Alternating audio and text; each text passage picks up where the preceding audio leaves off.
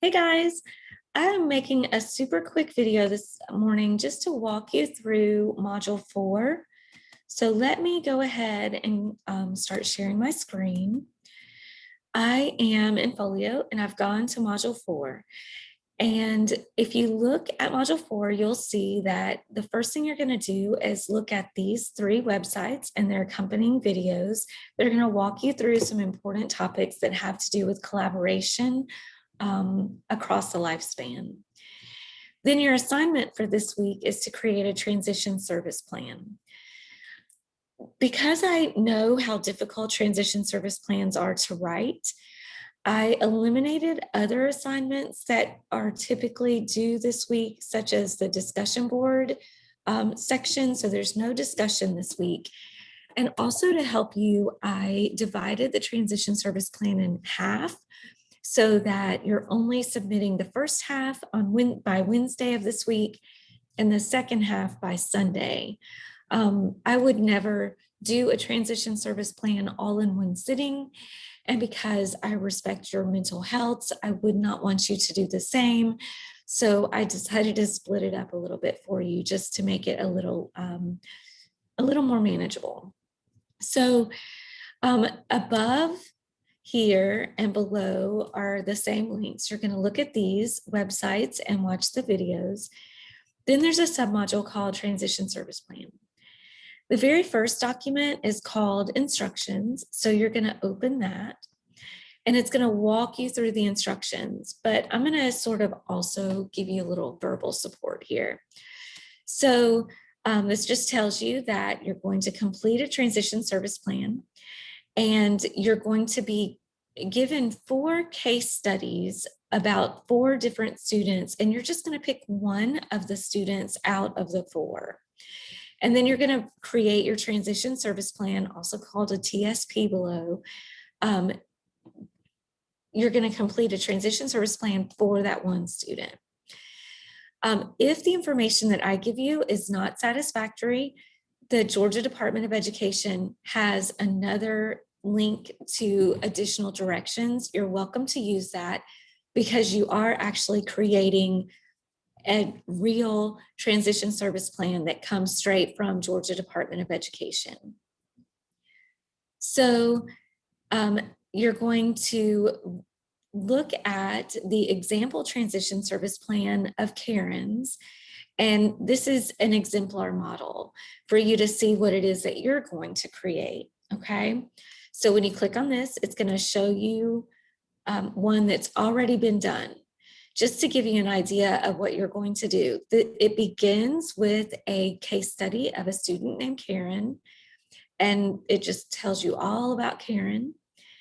And then the student came through and wrote a transition service plan on Karen, and this is what you're going to do. So you're going to tell me your students' strengths, interests, and course of study based on their present level of performance and age-appropriate transition assessments, which is all described above.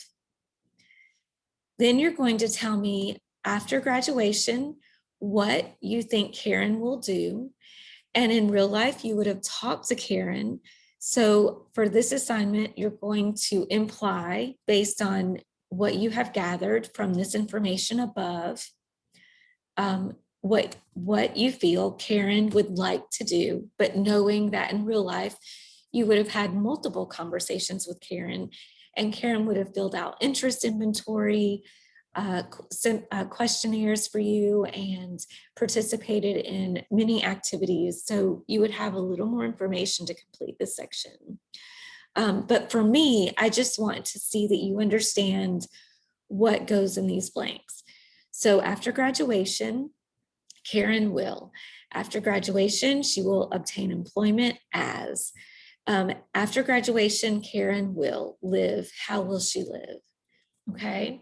Now, we as educators create these transition service plans beginning very early in a student's educational career, perhaps as young as 14 years of age, definitely by 16. And of course, we all know that things change in life from year to year. And from month to month. And so what we are saying is, as of this date, Karen would like to be a nurse's assistant based on all this information that I've collected, and she wants to live alone. Now, next year, you might say, Karen has decided she wants to become a nurse, or she might want to go into something completely different. And that's fine that it changes year after year. You're just saying, based on what I know today, this is what she wants to do.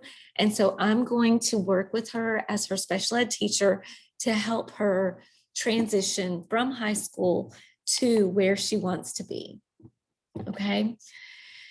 So then you're going to complete the second half of this. This is the part that's due Sunday.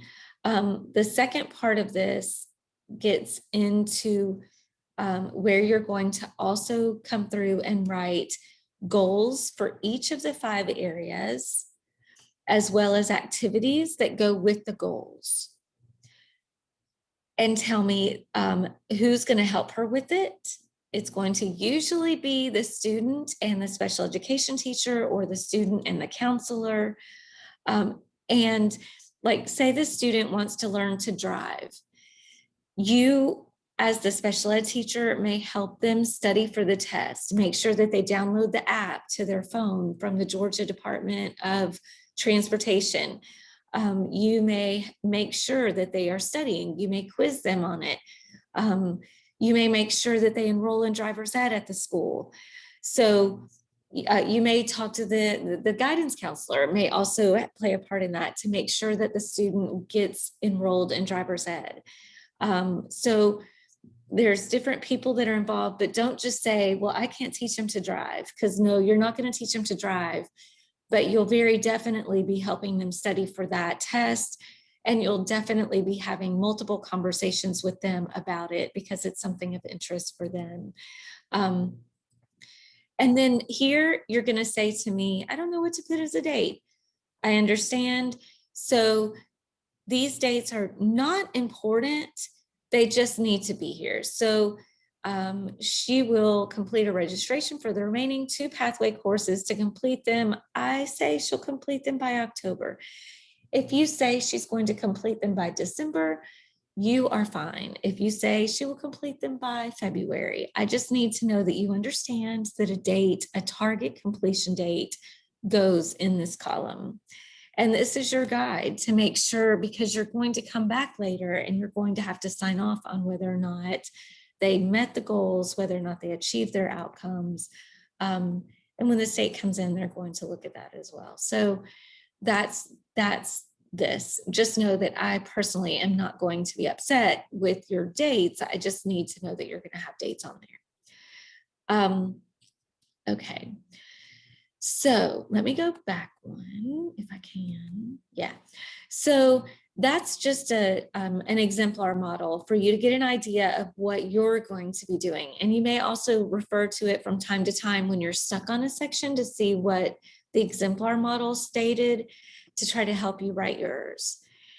Number 4 has the case study of the 4 students that you're going to choose. Remember, hers was Karen. You're not choosing Karen. You've got these 4 students. So you're just picking one student. Let's just take a look at Amelia. Here is a description about Amelia. You're going to read this and you're going to decide if you want to write a transition service plan on her. If not, check out Mike. Maybe you're more interested in Mike and you feel as if you could write. You see, they're very different. Each student is just so that you can pick the one that you feel most comfortable with. 20-year-old student with cerebral palsy. Thomas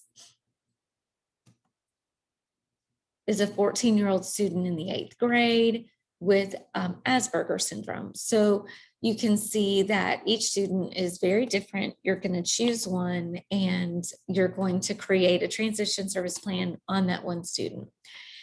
This link takes you to the form you're going to use. So you're going to download this form. It's going to open up like this. You're going to type on your document and you're going to submit the first half of it by Wednesday and the second half of it by Sunday. This is the easier section. The harder section is due by Sunday, but I just decided to break them up in that manner. So let's see. After you have opened up the document, you're going to give me one post-secondary goal for each student, for the student in each of the 3 areas listed on the document. So back to our document. Desired post-secondary outcomes. So what is the student's goal after they graduate from high school? Post-secondary outcome after graduation, and there must be a completion goal for education, training, and employment. Independent living, Georgia says as appropriate. I'm saying you need to have one. So do they want to live alone? Do they want to live with roommates? Do they want to stay home? Is it important for them to live in an apartment setting with support, or perhaps a student who's more has more medical issues? You just tell me where you feel as if it would be most important for them, most appropriate for them, okay? So then the second half of this comes in here where you're writing 2 annual goals, not post-secondary goals. These are annual goals in education, employment, community participation, adult living and post-school options, related services, and daily living skills. And then for each of these, you have to write 2 activities that go with each goal. So their education goal might be to obtain a degree from a 2-year college. And so they're 14. So an activity is that they start looking at 2-year colleges that they're interested in going to and finding out what the GPA is to get accepted, or what are the requirements for admission, or what are the classes that they might take at the community college level. They might talk to a guidance counselor at a college. They might take surveys that are to interest areas to determine what particular area of the medical field they're most interested in.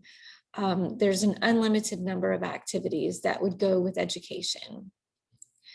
Then they might say, well, I really want to be a nurse, or I really want to be a doctor or a CNA. And so you're going to help them develop that employment field.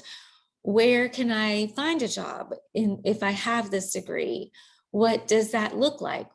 How many hours does a person like that work? Do they work on the weekends? Do I like working in an air-conditioned unit all day? Researching from different websites what it means to be that person. How many years of college does it take? How easy is it to find a job in that field? How competitive is it? And so forth. So you're going to create activities to go with the education of that student, the development, community participation, etc. So, and then again, as you saw in the exemplar model, you need at least 2 people that are going to be involved in the activity. Do not make these all the same. Don't just say student and teacher, student and teacher, student and teacher, because that's not correct. It may be parent, it may be guidance counselor, it might be a driver's ed teacher, it might be the general ed teacher. It might be any number of people, but it's going to change. The same people who help with education and training are probably not helping with adult living skills, or unless they are related somehow. So just make sure that they're accurate. And then give me an estimation of a completion date. And then complete the transfer of rights, which is just something that's at the very bottom of the page. As applicable, you'll see that on the document. Well, let's look at it. Transfer of rights right here at the very bottom, required by age 17. the student was informed on blank of their rights, that their rights will transfer to them at age 18. So what that means is when the student, 1 year before the student turns 18, at that student's IEP meeting, they and their parent are notified that at 18, their rights transfer to them. They can then sign their own IEPs. Parents can be invited, but if they're not able to attend, the student can sign. So 1 year before their 18th, the year in which they turn 18, you have to let the parents know that when they turn 18, their rights will transfer, and let the student know that the same as well. And then you also have the student sign that their rights were transferred when they turned 18. Again, it doesn't mean that parents don't still come. If the student wants the parent to come, they can come all the way through. But this is very difficult for some parents to understand, and it's something that by federal law, this is not a state of Georgia law, this is a federal law. Parents have to be notified a year ahead of time that when the student turns 18, rights will transfer. And that's with many things that happen when a student turns 18, that goes into effect at the doctor's office and many other at their post-secondary education setting, their employment setting, etc. So 18 is a big transfer of right dates for different services, unless of course a parent goes to court or whatever to become the guardian of a child, which does happen in the special education fields due to a student's complicated disabilities and also other, medical and physical disabilities. So that's something that a parent will handle on their own. You just have to let them know that their rights do transfer to them at 18. Sorry for that long explanation. Email me if you have any questions. Okay, so this is the entire assignment that is due by Wednesday. Close that. And this just tells you to save it as a PDF so that I can read it, open them all, and not have to email you and tell you that I can't open it. And then this will also show you which section exactly is due by Wednesday. So it opens, well, it's already opened, but it closes on Wednesday at 11:59. And this right here is the first section that's due.